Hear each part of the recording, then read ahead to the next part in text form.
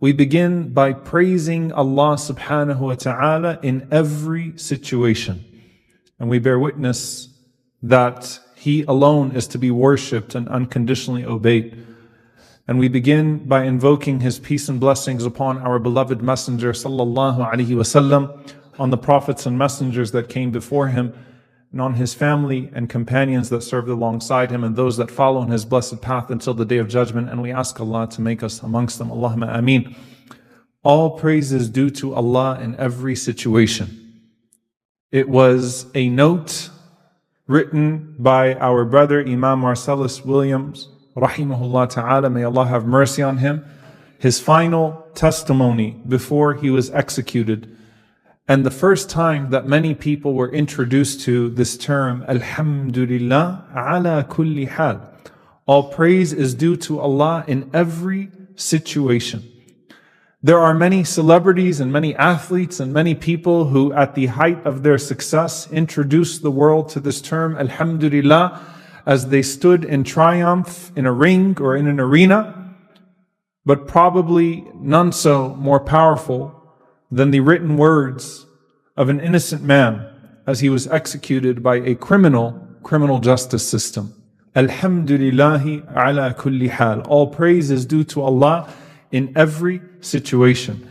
I want us to reflect on this term, and particularly how difficult and how rewardable it is to say Alhamdulillah when it's hard to say Alhamdulillah. Alhamdulillah when it hurts. Alhamdulillah not in a moment of triumph, but in a moment of trauma. Alhamdulillah not in a moment of victory, but in a moment of, in quotation marks, defeat. Alhamdulillah not when an obvious blessing has been born into your life and you're carrying your child for the first time, but the Alhamdulillah when Allah Azza wa Jal tests you to have to bury that child that you welcomed into this world.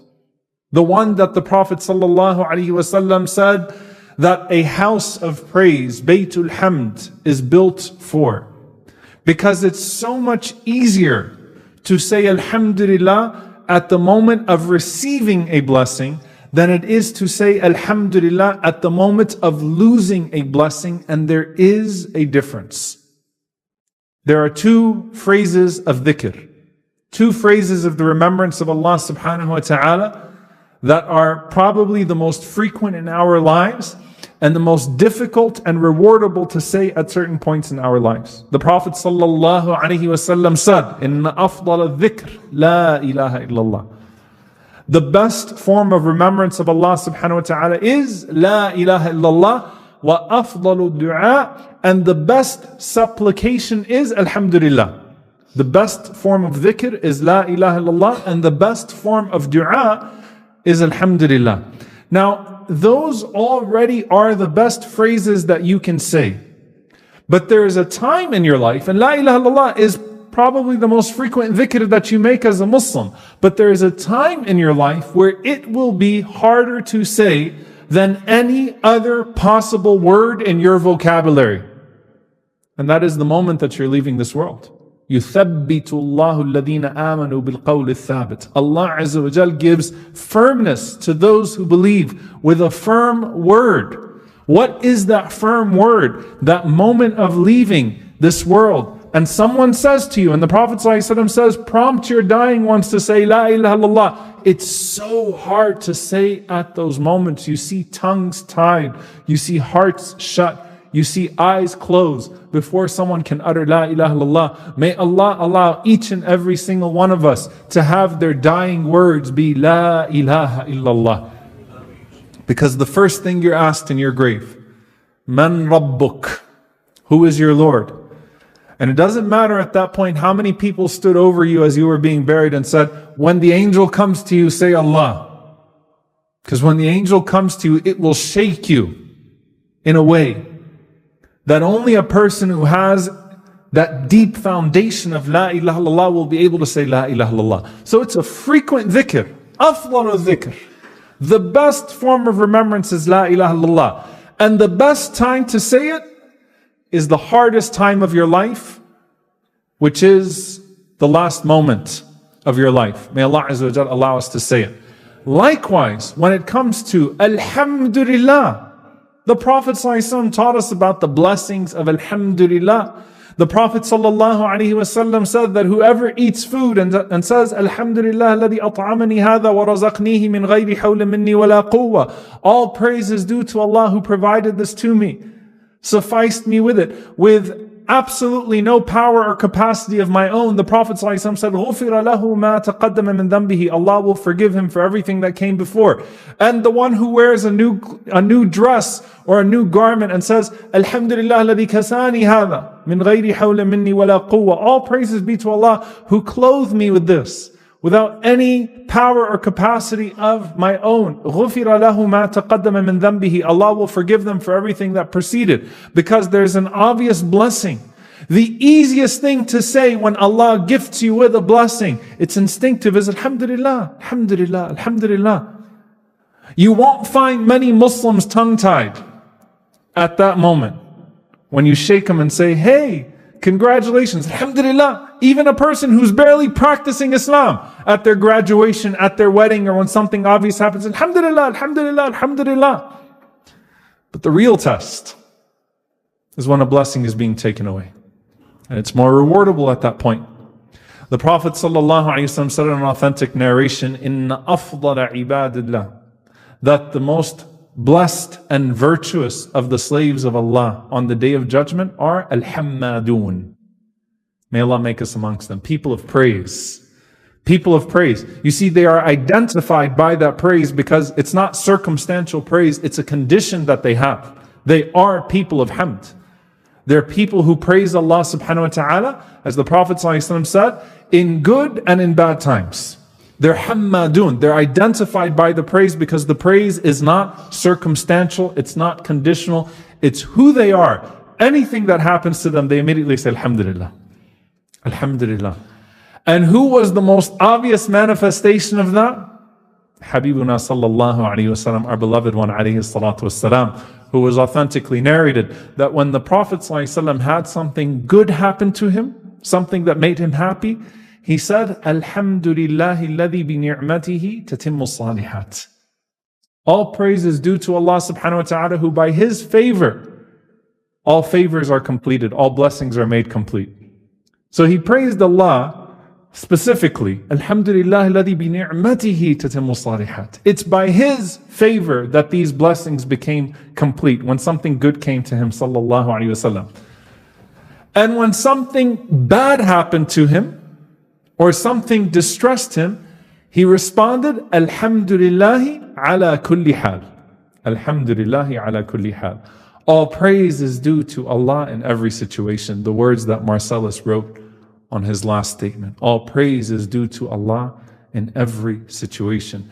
And he used to seek refuge, alayhi salatu wassalam, to be from those who are min hali ahli nar, to be in the situation of the people of hell. So he would thank Allah subhanahu wa ta'ala ala kulli hal for every situation. He would seek refuge in Allah subhanahu wa ta'ala min hali ahli nar, to be from the circumstances, or to have a circumstance, or to be of the state of the people of hellfire. So it was hamd from him sallallahu alaihi wasallam. He was always grateful to Allah subhanahu wa ta'ala. He, every single time when he suffers, alayhi salatu wasalam, or when he is satisfied, he's driven to the same state and words of praise. If you saw him in sajda, alayhi salatu wasalam, if you walked into a masjid and you saw him in prostration, you wouldn't know if something really bad just happened to him or if something really good just happened to him. Because both the bad and the good drove him to the same place. His sajda, alayhi salatu wasalam, drove him to the same praise, his hamd, sallallahu alayhi wasallam. His tears were of gratitude, no matter what. Alhamdulillah, Alhamdulillah, Alhamdulillah, alladhi bi ni'matihi tatimmu salihat, Alhamdulillah ala kulli hal. Sometimes your body language, when someone asks you, how are you? You say, Alhamdulillah. Your body language contradicts your words. The Prophet ﷺ said the words, and he explained what he meant by the words. Alayhi salatu wassalam. What's the difference between the two? And I want us to reflect on this bi'idhnillahi ta'ala with the few minutes that we have. When Allah subhanahu wa ta'ala gives you a blessing, There's an obvious manifestation of His karam, an obvious manifestation of His bounty, of His generosity. And so your Alhamdulillah is thanking Allah subhanahu wa ta'ala for an obvious blessing and a seen attribute of His generosity subhanahu wa ta'ala. It's different. The opposite is true. When Allah subhanahu wa ta'ala tests you with something, when He afflicts you with something, when you say Alhamdulillahi ala kulli hal, when you praise Allah subhanahu wa ta'ala and thank Allah subhanahu wa ta'ala for every situation, in that state, you are praising Allah subhanahu wa ta'ala for an unseen blessing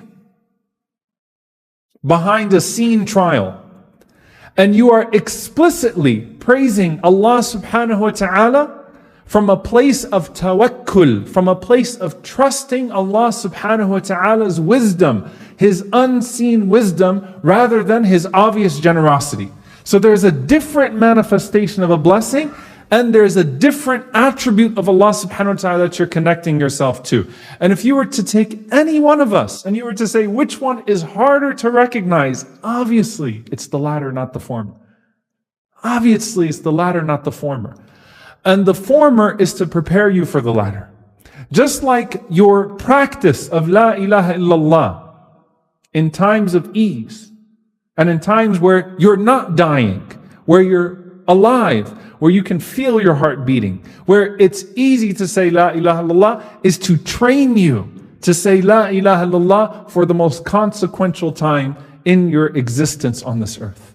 Likewise, your hamd, Alhamdulillah, you get yourself used to Alhamdulillah, Alhamdulillah, Alhamdulillah, Alhamdulillah, so that as soon as something strikes you, your heart, your mind, your tongue go to a familiar place. You know, subhanAllah, you think about a person who curses regularly, who complains regularly. What makes you think that if you curse and complain regularly, you're suddenly going to garner up the most important word of your life that contradicts your nature under more distressing circumstances? Look at Brother Marcellus, and I hold myself guilty. Guilty. I haven't followed his case until last week. Guilty. I didn't know about the brother. Guilty. Unfortunately, we wait sometimes until people are at the end of their journey to take interest in their plight. May Allah Azza wa Jal forgive us for our deficiency in regards to him and the many innocent people that are in this criminal justice system. But I started to watch some of his old interviews.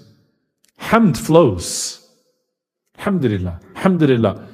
I guarantee you that's a brother who on death row and in prison, they don't serve you good food on death row, that would say Alhamdulillah when he finished his food. I guarantee you that's a brother who, if he got a moment with his family, would say Alhamdulillah. You don't garner that stuff up at the last moment of your life unless it was a familiar place during your entire life. And so when is the most praiseworthy praise? It's when the least obvious blessing is present to you. When Allah subhanahu wa ta'ala tests you and afflicts you. And at that moment, the same person, the same heart, the same tongue that would praise Allah for the obvious blessing, for His obvious karam, for His obvious generosity, can praise Allah subhanahu wa ta'ala for the unseen blessing and the unseen wisdom. And that is Hasbunallah wa ni'mal wakeel. Inna lillahi wa inna ilayhi raji'un. All of these are expressions of praise to Allah subhanahu wa ta'ala, because at the end of the day, they are all admissions of our vulnerability to understand, to thank, to do in a way that matches what Allah subhanahu wa ta'ala has given to us. We're admitting deficiency with all of those statements, and so they are all statements of hamd. They're all statements of praise. Alhamdulillah. Inna lillah. We belong to Allah. A statement of humility. Allah Azza wa Jal knows and I don't know. A statement of humility, a statement of praise. You're praising Allah's knowledge. Allah subhanahu wa ta'ala controls and I don't control. You're praising Allah subhanahu wa ta'ala's power. You're praising Allah subhanahu wa ta'ala's authority. And the best, alhamdulillah, is the one you say with a smile on your face and with a heart that's beating with praise. Because let me tell you something. Rasulullah ﷺ didn't feel sorry for himself. We read his seerah alayhi salatu wassalam. We feel sorry when we go through the moments of devastation, the moments of him burying his children, the moments of rejection. The Prophet ﷺ didn't feel sorry for himself. It's important for us as well not to feel sorry for ourselves, but to say Alhamdulillah for everything that Allah Azza wa Jal has given to us to be grateful for. May Allah make us from Al-Hammadun. May Allah make us from those who praise Him in every situation. May Allah subhanahu wa ta'ala enable us to properly thank Him, to properly remember Him, to properly praise Him. Allahumma a'inna ala dhikrika wa shukrika wa husni ibadatik. Allahumma ameen. Aqulu qawli hadha wa astaghfirullah li wa lakum wa li sa'iril muslimin fastaghfiruhu innahu al-ghafurur rahim.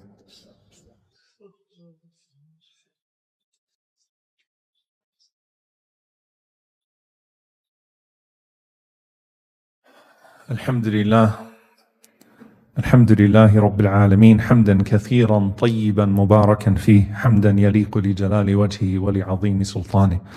اللهم اغفر للمؤمنين والمؤمنات والمسلمين والمسلمات الأحياء منهم والأموات إنك سميع قريب مجيب الدعوات. اللهم اغفر لنا وارحمنا واعف عنا ولا تعذبنا. ربنا ظلمنا أنفسنا وإن لم تغفر لنا وترحمنا لنكونن من الخاسرين. اللهم إنك عفو كريم تحب العفو فاعف عنا. اللهم اغفر لوالدينا رب ارحمهما كما ربونا صغارا. ربنا هب لنا من أزواجنا وذرياتنا قرة أعين وجعلنا للمتقين إماما. اللهم انصر إخوان المستضعفين في مشارق الأرض ومغاربها. اللهم انصر أهل غزة. اللهم انصر إخواننا في فلسطين وفي السودان وفي كل مكان. اللهم عليك بأعدائك أعداء الدين. اللهم أهلك الظالمين بالظالمين وأخرجنا وإخواننا من بينهم سالمين. عباد الله إن الله يأمر بالعدل والإحسان وإيتاء ذي القربى وينهى عن الفحشاء والمنكر والبغي يعظكم لعلكم تذكرون. فاذكروا الله يذكركم واشكروه على نعمائه يزد لكم ولذكر الله أكبر والله يعلم ما تصنعون. وأقم الصلاة.